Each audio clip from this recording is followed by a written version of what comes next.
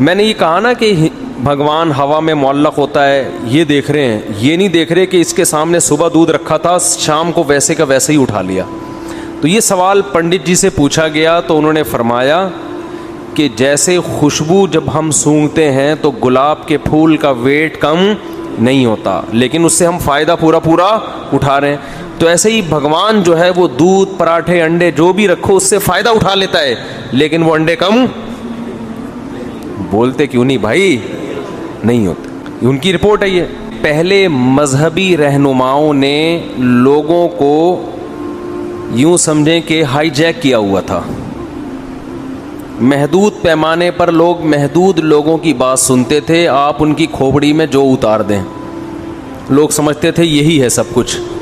ہندوؤں نے، جو پنڈت لوگ ہیں، ہندوؤں کے جو رہبر ہیں، رہنما ہیں، انہوں نے اپنی عوام کو کچھ چیزیں سکھائی ہوئی تھیں، کچھ کرتب دکھائے ہوئے تھے کہ بھئی دیکھو مندر میں یہ جو بھگوان ہے یہ ہوا میں لٹکا ہوا ہے، نہ ادھر رسی لگی ہوئی، نہ ادھر رسی لگی ہوئی، نہ اوپر رسی. اب جو سادہ گاؤں دیہاتوں کے لوگ وہ مندروں میں جا کے دیکھتے، یار اس بھگوان کو دیکھو، نہ سیڑھیاں ہیں بھائی. وہ جو بھگوان ہوا میں معلق ہوتے ہیں نا، نہ ادھر سے رسی نہ ادھر سے رسی، لیکن ہوا میں ہے تو عجوبہ نا. تو پنڈت لوگوں نے بتایا گاؤں دیہاتوں کے لوگوں کو، دیکھو یہ بھگوان یہ ہماری حاجتیں پوری کرتا ہے، اس کے پاس اختیارات ہیں، اگر اختیارات نہ ہوتے تو رسی کے بغیر اوپر کیسے لٹکا ہوا ہوتا. اب انسانی عقل جب ماری جاتی ہے نا تو بس پھر اس کی کوئی بریکیں نہیں ہیں. لوگ یہ نہیں دیکھ رہے کہ بھائی، اچھا لوگ یہ دیکھتے ہیں یار واقعی یار ہم تو نہیں لٹک سکتے، یہ پتھر کی مورتی لٹکی ہوئی ہے، اس کا مطلب کچھ تو ہے، اس کا مطلب کچھ تو ہے. اب اس سے مرادیں مانگ رہے ہیں، منتیں مانگ رہے ہیں، دودھ اس کے سامنے لا کے رکھ رہے ہیں، شام کو اٹھا کے واپس لے جا رہے ہیں. صحیح ہے نا؟ بھگوان ہلنے کا نام ٹس سے مس نہیں ہو رہا.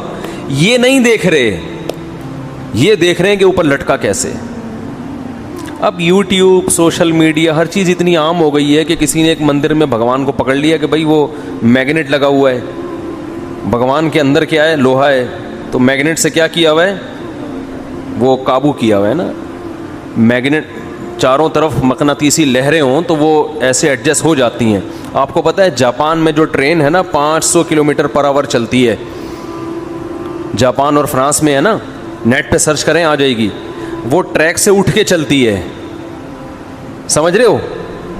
تو جاپانی بھی یہ دعویٰ کر سکتے تھے کہ ہماری ٹرینیں بھگوان ہیں، کیونکہ وہ ٹریک پر، پٹری پر نہیں ہے، پٹری سے اوپر ہیں. اب سوال پیدا تھا، اوپر نہ رسی ہے اور نیچے ٹریک بھی سے بھی اٹھی ہوئی ہیں، تو کون سی طاقت نے اٹھایا ہوا ہے؟